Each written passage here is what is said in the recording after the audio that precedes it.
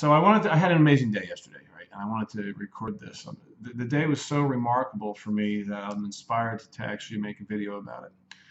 And this is going to be a little bit longer than average, or than I'm used to doing, because there's too many details I feel like that to skip, that would be a disservice to the story. Yesterday was a day of obvious synchronicity for me. It was an entire day full of a string of serendipitous events that were just so obvious, and fascinating and seemingly improbable to not share with you. So I'm entitling this video, How to Capitalize on Synchronicity. So here's the story. I was hired by a company called Salesforce. It's a company I've been doing work with for several years, to go speak to a new group of folks that I had never met before up in San Francisco. A young women's emerging leadership program, which I thought's pretty cool. That sounds like a cool deal. So I was fortunate enough and blessed enough to be hired by them to go up and speak. But it was a typical event for me, because usually I don't fly in the day of the event and then present and then fly out. I would only do that like if they were local here in Arizona or Phoenix or even Tucson. But if it involves a flight, 99% of the time I'm going a day early. But not this time, for a combination of reasons. I was flying in, flying out, and we had some challenges. Okay, so it starts in the morning with my Uber driver. I decided to get a driver instead of driving myself to the airport. Well, the decision to get an Uber driver was actually governed by the app, the Uber app. So I said, if it's like more than 15 minutes, then if it's going to take them more than 15 minutes, it tells you when you call for a driver how long it's going to take. I said to myself, if it's going to take more than 15 minutes, then I'm not going to do it. I'll just drive myself. So I opened it up and it said 17. I'm like, yeah, it's close enough. So I like to be early for everything. So I wanted to leave plenty of time. But I thought 2 minutes was not going to make a difference there. So the guy took longer than 17 minutes to get here. He probably took closer to half an hour, because the guy was slow. The car didn't. It tells you on the app. I don't know if you've ever used the Uber app, but like it shows you the car, where it is in the world, the car that's coming to get you, and like where it's turning and how close it is, how many more minutes. And like for the first several minutes, it said 17, and the car wasn't moving. And I'm thinking, well, that ain't right. So I was just getting a little bit anxious about that and starting to think, should I cancel? Should I drive? Then I saw the car moving. I'm like, all right, they're on their way. The guy gets here, he's late, but he comes in the gate. I had texted him directions. It's very simple. You come in the gate, here's the code, make your first right, and then your next right on the last house at the end of the cul-de-sac. And I got a flag flying and all this stuff. So it's pretty specific. It's pretty easy. And the guy gets lost in here. And I'm like, I can see his car sitting like a block inside my complex. And I'm like, he's sitting on a road where there's not even any houses. Like, why are you stopping there? And I'm texting him, and I'm calling him, and he's not answering. What are you doing? So I just lock my door. I walk out. All I have is an attaché case to bring with me. I don't have any luggage, obviously. And I end up walking down the street, and he's sitting there. Here I am. So anyway, I'm like, yes, that was annoying, unless it isn't. But I was a little bit annoyed. I was interpreting that a little bit poorly, okay? So anyway, that guy has nothing to do with my attitude, by the way. Okay? I don't care how slow or late or lost he gets. It's all up to me, and that's really part of the whole point of this program here. So anyway, we get to the airport, and it turns out I was not in a hurry after all, because my flight was delayed. I told the guy, I said, can we hurry up? Because I'm a little behind schedule now. I want to make sure I'm on time for this flight. And he said, oh, yeah, sure. But that didn't change anything. He drove slow. But anyway, it didn't matter, because my flight was delayed. I got there, I was supposed to leave at 8:40, and as they said, the flight's now going to leave at 10, so I'm chilling out. I get some coffee, get on the plane. As they said, they were right. We boarded, and we got out. We pulled away, and we sat on the tarmac, and they make the announcement that we're still not going to take off for another 45 minutes, because we just had to depart the gate to make space for another plane, and we got to sit there. And there's still weather problems in San Fran, which is why we're delayed. So people are thinking, it's whatever, well, we gotta sit. And some people are making calls saying, I'm gonna miss my flight to Singapore and blah blah blah. And I'm thinking, I'm still cool, because I was getting in way early. Like I was getting in way early. I was gonna have hours of time to spend before my talk. And I'm thinking, that's not a problem yet. Okay. Then they say, so when we were waiting, they stopped the engines, right? So we're just sitting here, and the plane's actually getting pretty warm. And then they say, okay, we've been cleared for takeoff. So they start the engines up, and they're like, all right, we'll be airborne in 5 minutes. And then within 60 seconds of that announcement, they come back on and say, we got a problem. When we restarted the engines, one of our navigation systems blinked out, and we can't fly without both of them operative, so we need to return to the gate and see if we can fix that. So now people are going, oh, come on, man. So we go back, and I'm one of them. I'm going, come on, man. Like, hey, now I'm not going to be early. So I'm starting to think this could be an issue. We might have to think. So we go back to the gate, and they say, if you must, you can deplane, but we would encourage you to hang out for a minute. I don't, because it's possible it's going to be a quick fix, and if that's the case, we're going to take right off and go. So a couple of people are getting up, and they're starting to get on the phone and call airlines and stuff, or call whoever it is, wherever they're going. And so people are getting off. Not many, like 2 or 3. I'm not. And the captain comes back on and says, good news. It's like all they had to do was reset it. It's great. We're good to go. So we back out again. Like, all right, yeah, no big deal. It's just kind of cool. And there's really there's no big deal at all, because I'm still going to be on top, like not on, still early at this point. And then we get out on the tarmac, and he says, okay, well, we'll be airborne again in 5 minutes. Sure enough, he comes right back on seconds later and says, now here's an announcement that a captain never likes to make. And everyone goes, oh, no. And he says, I was just informed that the flight crew has timed out, which I didn't know what that is before. I guess the crew is only allowed to work so many hours in a day before it's not safe or something like that. Well, anyway, they timed out, so he's like, we got to go back, and we got to go back to the gate, and we got to change crew, and that could take a while. Now I'm thinking, now we definitely got an issue. And now it's just now transformed from non-issue to an issue. All right, because I am committed to go speak to this group of emerging leaders, and I'm going to bring a powerhouse seminar on mental toughness training, and I can't get there. So I'm starting to have very uncool thoughts, like about, I should have gone last night. This is a mistake. I'm going to have to figure out, because there's a possibility that we're not going to make it. Then I hear them start, and there's like lots of people getting on their phones, right, standing up, and people, some of them are getting like angry. You can tell they're talking to the airlines, and they're pissed off. So it's just there are bad vibes going on now. And I'm like kind of joining that in my head, thinking this is a real problem. And I'm starting to fantasize about, like, how am I going to make this up to them? Because there's a strong possibility now. This is really starting to look like, the way things have been going today, this is really starting to look like that it's fate. Fate is that I'm not supposed to go to this program. Now, what am I going to do? That's where I'm going. How am I going to make it up to them? Maybe I'll have to offer, maybe I'll just do some seminar, or maybe give them all my audio programs. I don't know. I got to do something. I'm going down that road. Like I was resigning myself. I was actually going down the road of resignation, where I'm like, this looks like this isn't going to happen. I got out of like solution thinking, but then I caught it though, and that's the moment. Okay, I'm going to refer back to this critical moment. The critical moment of the day was exactly this point in the story, where I caught myself feeling really, really unpleasant about what was going on here, and I thought, that's not going to serve me. This is contrary to the whole point of them hiring me. Like, I'm going there to teach exactly this. So I better walk my damn talk. So I said upgrade. So I upgraded my thoughts, and I recreated enthusiasm. I thought, this is a fun game. In fact, this is going to be a great story. We're going to get there. There's got to be a solution to this.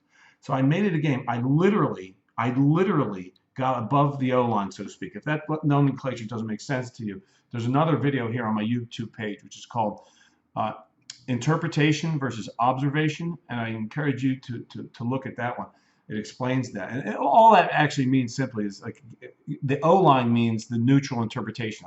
I was interpreting the circumstances in a weak way, because I was feeling bad.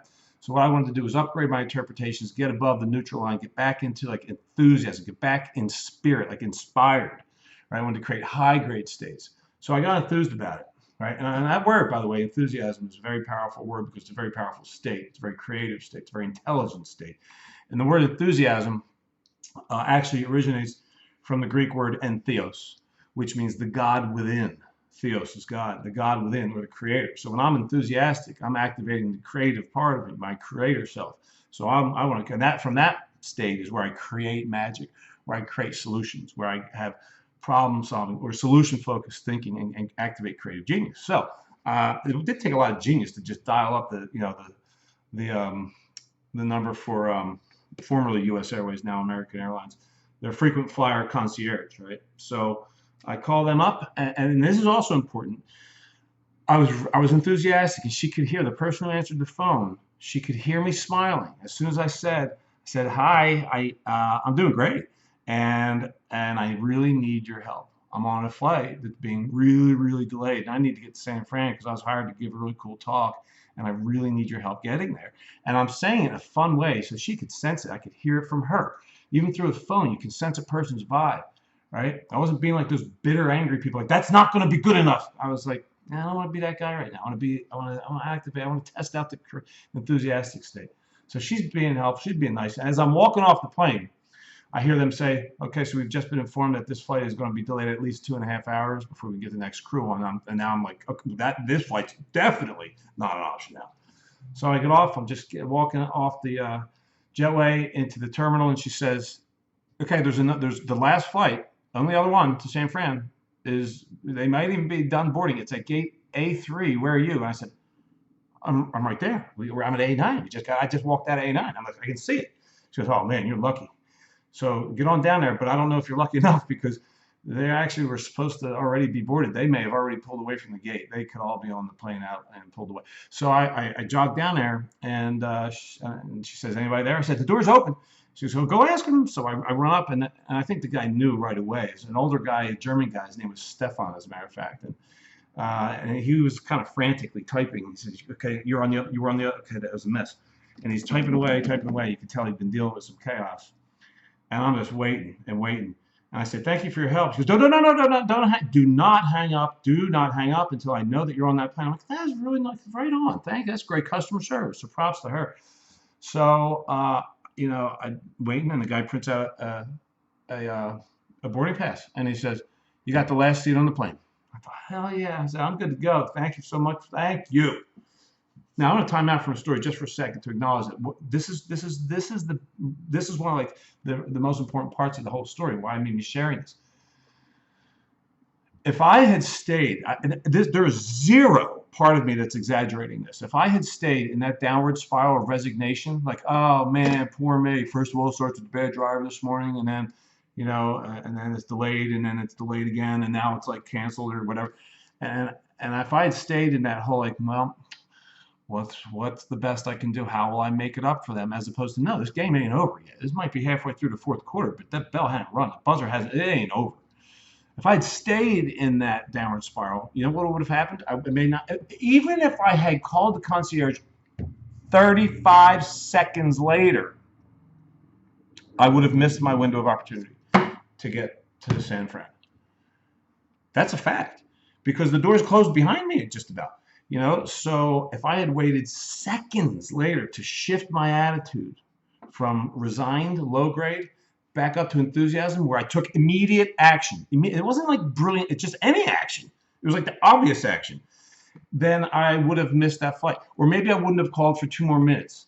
Maybe I would have been walking down the aisle at the terminal, and I would have like literally walked right past the gate that's boarding to San Francisco, and wouldn't have even looked at it because I'm too busy with my head down going, man, this sucks. I would have walked right past the metaphorical and literal open door right there, right? But I wouldn't have seen it because I was too in like negativity. It would have been, I was too bent about, I was too busy complaining as opposed to creating, right? But I did. I made the shift right away in the nick of time. I could have made it earlier if I had done a better job. Seriously, I'm not self-deprecating. I'm just learning right for the future. I'm going to like right away, I'll make a call like that or take action sooner, right, to co-create a solution. Staying in enthusiasm, not letting myself stay in the downward spiral more than seconds. I stayed in it for several minutes. So anyway, lots of people stay in it for the whole damn lives.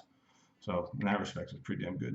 Now I'm walking down the jetway to get on this second plane, right? And the same guy, that nice German guy, Stefan, he comes running down the jetway, like yelling, wait, wow, sir. And I'm thinking, now what? Oh, God bless. Now what? What? And he says, I'm sorry. I'm like, oh, what do you apologize? And he goes, can I see your boarding pass? And he takes it and he gets on the plane. He goes, please, just hold on a second. And he talks to the flight attendant up front. And then he comes back out and he goes, good, please come on. And he goes, here, sit up front. And he puts me in first class instead. He's like, yeah, you can take that last first. There's one seat left. And first, he gave it to me. I'm like, this just keeps getting better. So we take off, and I land in San Fran. Now, I'm about late, right? The talk was supposed to start at 1 o'clock. It's about 1:45 right now, and it's supposed to take 45 minutes to get from the airport to the venue. I have to go to the bathroom, so I had to stop. I didn't want to, but I had to, especially if it's a 45-minute drive. So I go to the men's room, and I hear the announcement. While I'm in the bathroom, there's an announcement on the PA system saying, do not accept any offers for ground transportation at the San Francisco airport. That is illegal. I thought, that's weird. All right, whatever. Never heard that before, but okay. So I walk out to the curb, and I'm looking. There's no cabs. I can't see signs for taxis. I'm like, what is happening? Where the hell are all the cabs? And there's no cab stand. There's no taxi stand. Then one taxi starts driving down towards me. I'm like, oh, please be available. Please be available. It slows down, rolls down the window, and I said, are you available for a fare? And he said, yeah, come on in. I'm like, oh, perfect. So I get in the cab, and I tell him, and the dude's cool. And I said, can we hightail it to Fremont Street? Because I am already late, and I got to give a talk, and I started telling him, he's like, yeah, we'll get you there. And great attitude. Guy's got great attitude.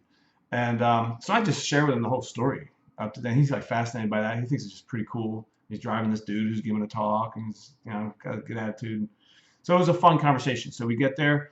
While I'm on the way, I'm charging my phone, which had died. By the way, my phone had died, so I couldn't communicate with the people that had hired me, which felt a little bit weird. I couldn't update them with where I was. They didn't even know if I made it or not.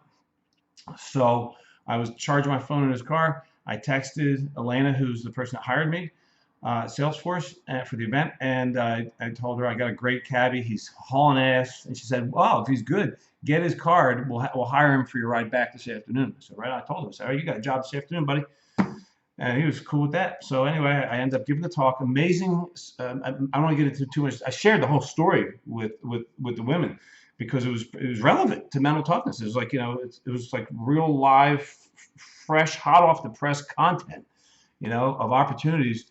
I wouldn't have made it had I not made that upward shift, and that's really central to the content that I was delivering, that I always deliver in these introductory mental toughness training seminars, which is how to make the shift, how to upgrade or elevate your state, and practice doing that all day, every day in your life, so that when you have what you call a critical moment, like I did at the airport, you are prepared to deal masterfully with it and create some magic, which I did. So I wanted to share that. So I did, and it was what a great group of people, super sophisticated group of young women. I can see why they're in an emerging leadership program. We had some really, really, really cool, high-level, contextual conversations, and it was just a tremendous event, right? And I was grateful to have it. So then Elena stood up and said, "We need to go." So I took off. She said, "Your driver's downstairs. Thank you so much," and all this. And then I got in the cab and said, "Hey, man," and I said, "All right, let's hightail it back." Oh, we had time. And he said, so how'd it go? I was like, it was awesome. It was great. It was great. He's the whole story. And you were even included in the story. And I said, but I got a question for you. I've been thinking about this. Did you pick me up illegally? And he said, mm-hmm. I said, that is awesome. I love that. You picked me up. You weren't supposed to be there. I said, is there a taxi stand at the San Fran airport? He goes, mm-hmm. I'm like, oh, I like your style, buddy. This is good. He said, you came out the wrong door. He said, what airline you flying? I said, American. He said, you came out the Delta door upstairs. The taxi stand is downstairs. I'm like, how does that? I don't even know how that even happened. Like, that's so bizarre. Synchronicity is right. And he and I were just having a great laugh about that. I love that. He's like, I don't wait in that damn line. It takes 2 hours. I'm like, thank you. Thank you for that. Thank you for breaking the law. It worked out just fine. And he said, well, I've been Googling you since I called. When Elena called me to pick you up, I looked you up, and I've been watching your YouTube videos. And he's like, I'm fascinated with your work. And he said, do you have any books or things that I could buy? And I said, well, you know what? You just give me you get me to the airport on time, and you give me your email, and you're going to get some gifts. So I sent them to him. He sent me an email last night, and I sent them to him today. So he's got a bunch of stuff. His name is it's Kirubel. He just says K. He's Ethiopian, super cool dude. So riding back to the airport, and I thank him and say goodbye. I'm walking back. I got plenty of time. It's 4 o'clock. The flight doesn't take off till 5. I'm not checking anything. So I'm just walking. There's no line at the TSA pre-line, which by the way, I have no clue how I ever got on. I never did anything ever on purpose to be able to go through the quick line. I'd never paid any extra. I hadn't the faintest idea why my ticket said pre. So there was no line and a big line in the normal. So that was cooler, just another cool thing. Don't know how it happened. Get through, and I'm just relaxed, walking to my terminal. And I walk into my gate through the terminal, and guess who I see? All the people that were on my initial flight are literally walking past me in the hallway, and none of them are looking particularly happy. And I just thought that was unbelievably remarkable timing. That I'm looking at the people that were in my row were the first ones I saw, and I had me go. And we made eye contact. And I don't remember if she remembered me or he did. It was a couple. And if they're wondering, like, why is he walking that way? I'm just like, I looked at him and I smiled, like acknowledged, like, hey there again. I'm like, wow, they're just getting here. I gave a talk. I landed, got a ride, gave a talk, got back, and now I'm leaving. And they're just getting here. That was my flight. That was my flight. So had I not had that, that was remarkable. So anyway, I'd been bumped up to first class. That wasn't a surprise. I knew that days in advance. It's awesome. I was bumped up, so I go on the plane, no problems. Sit down. The guy sits next to me. I'm looking at him, waiting. If he makes eye contact, I'll be like, "What's up, man?" He never did, so I never talked to him. I guess his wife was in the other side on the other side of the aisle. And she goes, "Aren't you going to come sit next to me?" And he said, "Do you want me to?" I thought, that was kind of weird. But he did. So now the seat next to me is open. It's the last one open in first class. And the young lady walks in and she sits down in the seat, and she looks at her. She starts looking at her ticket. She's confused. And I'm like, "Yes, that's actually probably not your seat. Yours was over there, but that guy moved." And then they yelled and said, "Are you cool with sitting there?" She says, "Yeah, totally cool." She initiates conversation with me. Says, "How's your day going?" And I said, "It's amazing, absolutely amazing." And she's, "Why?" I'm like, "Today was a remarkable day." And she said, "Well, tell me about it." So, and then that was the initiation of a 2 hour and 15-minute conversation. We talked the entire flight, all the way off the plane. We kept talking. In fact, I told her what I was doing. I told her the story of the day, and I told her this is just more of it because you weren't supposed to sit here. She goes, "You have no idea. This is totally serendipitous." She said that to me. She said, "You have no idea, Chris, how serendipitous this is for me." I said, "Yeah, I do. I probably do. I might, but I'm all ears now. I'm all ears now. Let me hear it from you." So she went on to tell me that she's looking for a speaker. Her company is also in the tech industry, huge sales team, and she's like, "This is exactly what I'm looking for." She's like, "Are you going to be available at the end of July? I'm sorry, January, for a talk?" I said, "Oh, yeah, I think I might be. Yeah, as a matter of fact, I am. Maybe that'll happen, maybe it won't. I hope it does. It's pretty cool. But I'll tell you what wouldn't have happened. Any of it, right? None of it would have happened. So there's all these things going on. And the benefits of the fact that I upgraded my thoughts back at that critical moment, right, when I got off the very first plane and I made that phone call and I went over to gate A9, like in the nick of time. All the things that came of it. Hopefully, there are great stories that come from the value of the seminar, right? The training session that we had with the emerging leaders, the women leaders at Salesforce. Hopefully, there are great stories that come of that wouldn't have had I not made the flight. Hopefully, there's some great stories that come from. Sorry, Kay, if I'm botching your name here. Kirubel, or Kay. Hopefully, there are great stories that come from you, and hopefully, there's some great stories that come from the woman that I sat down next to on the plane on the flight home. And who knows what other miracles are going to come from it. But what I can say is, here are the lessons. Okay, I know this is really long, but this is the end. So, like, what are the lessons from the day? Well, there are two as far as I'm concerned. There may be more, but two big ones. One is that everything in this universe is synchronized. Right? Carl Jung coined the term synchronicity. And the belief is that all of the universe is synchronized. Everything is in sync. Everything, which of course means our lives are. We are in sync with everything, not just each other, but everything in the world. And two, if we can practice elevating our state and operating the high grade states that release serotonin and dopamine, the smart neurotransmitters, the neurotransmitters that activate all creative genius and all intelligence centers of the brain, and enthusiasm, we activate the creator within, then we'll get to experience the benefits of that synchronicity more frequently and with less effort. And I'll take that all day long, right? Getting more of what I want with less effort and feeling amazing along the way. If you listened this long, it's been over 25 minutes I've been recording this. If you're this deep into the video, or even if you fast forwarded and you happen to stop at this point, then here's my offer for you. Then I want to offer you, just like I offered Kay, the cab driver, the audio programs. If you would just write me an email, my email is chris@christopherdorris.com. If you send me an email and just send me any stories, they don't have to be crazy profound. Hopefully they're way more profound than this one, but they don't need to be. Stories of your own coincidences or synchronicities, right? And some people call it God at action, or the organizing intelligence of the universe, whatever. Right? Send me a story of yours and share it with me, because I'm thinking about putting a book together on all these stories. Then what I'll do is I'll send you something really good back in exchange. Just give me a little story about what is going on in your world. Like, what do you want to create for yourself? Like, what's your big compelling project? What's the miracle that you're creating for yourself? And I'll read that, and then I'll think of what from my library. I've got a massive library of goodies that I could share with you. My products, my coach's product. Steve Chandler's my coach. I've got tons of material from him. I'll send you what I think is personally relevant to what you've written to me, as a gesture of gratitude for that. So hopefully you found this valuable, and enlighten up. I love that. Heighten your state, raise your state, elevate the state, don't wait, right? Elevate the state, don't wait, and experience the magic of all the synchronicity that exists in every moment, this would include. All right, create miracles. I'll talk to you later on.